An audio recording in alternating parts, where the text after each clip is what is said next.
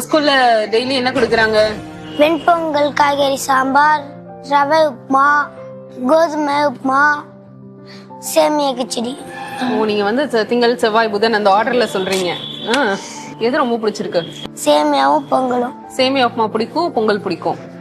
ரொம்ப பிடிக்குமா? முன்னாடிலாம் சாப்பிடாம ஸ்கூலுக்கு போயிருக்கியா?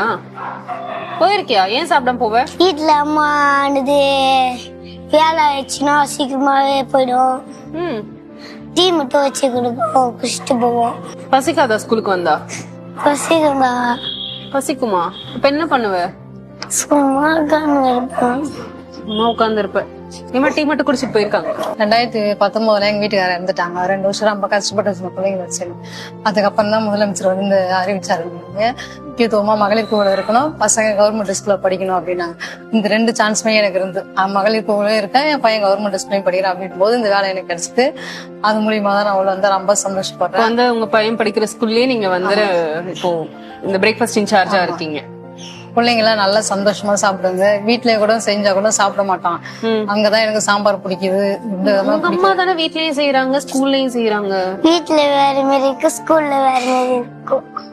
வீட்டுல வேற மாதிரி, அது ஏன் வேற மாதிரி இருக்கும்? அங்க வந்து குறிப்பிட்டு ஒரு பசங்களுக்கு 15 கிராம் பருப்பு கொடுக்குறாங்க, காய்கறி வந்து இவ்வளவுதான் போடணும் அப்படின்னு கண்டிஷன் பண்ண. அது மாதிரி பசங்களுக்கு போட்டாச்சு. நம்ம வீட்டுல இருக்கிற பருப்பு இருக்கிற காய்கறி ஏதாச்சும் ஒண்ணு போட்டு சமைச்சுப்போம்.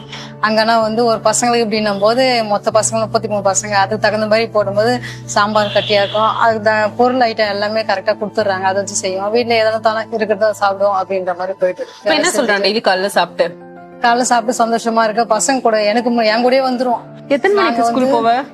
6 மணிக்கு. 6 மணிக்கு அம்மா கூடவே. காலை உணவு திட்டம் கொடுத்தது யாரு? முதலமைச்சர் ஸ்டாலின். பிடிக்குமா உங்களை? எங்க பாத்திருக்கீங்க உங்களை? இதுல பாத்துக்கிறேன், இங்கதான் பாத்துனே போட்டோம்ல.